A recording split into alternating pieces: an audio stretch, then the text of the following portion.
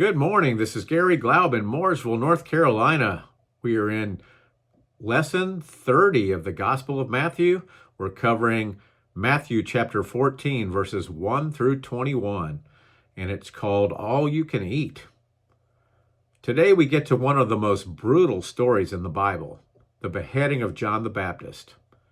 It is not the only biblical reference to a beheading, but likely the most brutal. The first beheading depicted in the Bible would be when David beheaded Goliath in 1 Samuel 17. Likely, beheadings were much more common in the ancient world than they are today. Certainly, the person who had been decapitated would be identifiable and known to be dead. Tradition tells us that the Emperor Nero decapitated Paul. The brutality of the death of John the Baptist has just as much to do with the circumstances involving the event. Not only was he killed in that manner, but then his head was placed on a platter as a trophy. It is still difficult for me to imagine a young girl asking for this trophy, and at the same time not being deeply affected when presented with a bloody head. This also might seem like atypical behavior for a Jewish man, but Herod the Great's father was an Edomite. His mother was Arab, and very likely Herod's family were recent converts to Judaism. Though Herod identified as a Jew, he was not well liked among the Jewish people because of his propensity for evil. And of course, Herod the Great was not the one who had John the Baptist beheaded, but the apple doesn't fall far from the tree. Let's read our first passage today. Matthew chapter 14, verses 1 through 12 says this. At that time, Herod the Tetrarch heard the report about Jesus and said to his servants, "This is John the Baptist. He is risen from the dead, and therefore these powers are at work in him." For Herod had laid hold of John and bound him and put him in prison for the sake of Herodias, his brother Philip's wife, because John had said to him, "It is not lawful for you to have her." And although he wanted to put him to death, he feared the multitude because they counted him as a prophet. But when Herod's birthday was celebrated, the daughter of Herodias danced before them and pleased Herod. Therefore he promised with an oath to give her whatever she might ask. So she, having been prompted by her mother, said, "Give me John the Baptist's head here on a platter." And the king was sorry. Nevertheless, because of the oaths and because of those who sat with him, he commanded it to be given to her. So he sent and had John beheaded in prison, and his head was brought on a platter and given to the girl, and she brought it to her mother. Then his disciples came and took away the body and buried it, and went and told Jesus. Matthew places the cart before the horse, as he mentions that Herod had grown nervous about Jesus, mistakenly thinking that Jesus is John the Baptist risen from the dead. That means John the Baptist is dead, but people of that time knew the events as they occurred. Matthew's focus remains on Jesus, as it should be. It does not sound like Herod thought for himself, but instead did some horrible things just to appease others or to be liked by others. He does not sound so different than the politicians of today, who base their beliefs and convictions on public opinion polls. All of this is opposite of what God expects us to do as Christians, when he reminds us through Paul to be God-pleasers, not people-pleasers. Once again, we need a little bit of a history lesson to keep this all in perspective. In an earlier passage, we learned the meaning of tetrarch. Upon the death of Herod the Great, the Romans split Herod the Great's kingdom among 3 of his children and his sister, which tells us that it was divided into 4 parts. One of those sons was Archelaus, mentioned in Matthew 1, who received the territories of Judea and Samaria after his father's death. Herod the great son, Herod Antipas, received the territory of the upper Galilee, as well as the territory from the east side of Samaria and Judea to the west of the Jordan River. Antipas was the Herod who beheaded John the Baptist, which we see in today's passage. Herod the great son, Philip, received territory west of the Jordan River. Herod's sister, Salome, also was given a few cities, including Ashdod. Philip had been married to Herodias, who was his niece, making their marriage incestuous. They had a daughter who also was named Salome. Herodias was the sister of Herod Agrippa, daughter of Aristobulus, and granddaughter of Herod the Great. After divorcing Philip, Herodias married Herod Antipas, who also was her uncle. It sounds like she probably liked to keep things in the family. Mark chapter 6, verse 17 says this, "For Herod himself had sent and laid hold of John, and bound him in prison for the sake of Herodias, his brother Philip's wife, for he had married her." It was John the Baptist's criticism of this relationship, or even these relationships, which led Herodias to encourage a seductive dance by her daughter Salome to ask Herod Antipas for the head of John the Baptist on a platter as a gift. Don't forget, Herod Antipas, who beheaded John the Baptist, was the same man who would interrogate Jesus before the crucifixion. At that time, no matter what question Herod asked Jesus, Jesus would remain silent. But in mockery, Herod dressed Jesus in a robe, making fun of the claims that Jesus had previously made to be the King of the Jews. Luke tells us that Herod and Pilate became friends with each other that same day, though before that they had been enemies. Herod Antipas was still fearful that Jesus was John the Baptist resurrected. That would have been bad for Antipas, but having a part in the death of Jesus was much worse. Herod Antipas had a home in Jerusalem. Herod II had once been the front runner to inherit his father's title, but Herod the Great had removed Herod II from his will. The line of Herod as rulers of Israel ended soon after the Romans destroyed the temple and took over the region, with the Jews spread to the four corners of the world. The death of John the Baptist sounds even more sordid when we understand the history of it all. Herodias was at the center of it all. She had been married to one uncle and then married another uncle. Herodias urged her daughter to perform a seductive dance, and the overstimulated Herod Antipas made a promise to the girl of whatever gift she desired. At her mother's urging, Salome asked for the head of John the Baptist. Too embarrassed to go back on his word, Herod Antipas gave her what she asked for. It would seem more likely that he would be more embarrassed to be in a relationship with his niece or to be stimulated by her daughter. Herod was sleeping with his brother's wife, was enticed by her daughter, who requested the head of John, and Herod complied. The daughter asks for the head of John the Baptist and then proudly carries the bloody head to her mother.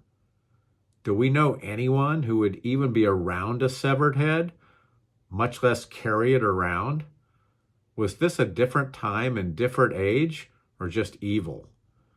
Once again, the Bible reminds us that God appoints countries and kings, but the Bible does not tell us that these appointments always are for the betterment of the people. Sometimes we get what we deserve. To me, this shows the far-reaching evil of the entire family. The death of John the Baptist ended the time of the law, and from this point forward, we enter the time of grace. John's disciples buried him, and then told Jesus about what had occurred. Jesus already knew that his time was short, but after the death of John the Baptist, Jesus knows it is imminent. Let's read our next passage. Matthew 14, verses 13 through 21 says this. When Jesus heard it, he departed from there by boat to a deserted place by himself. But when the multitudes heard it, they followed him on foot from the cities. And when Jesus went out, he saw a great multitude, and he was moved with compassion for them, and healed their sick. When it was evening, his disciples came to him, saying, "This is a deserted place, and the hour is already late.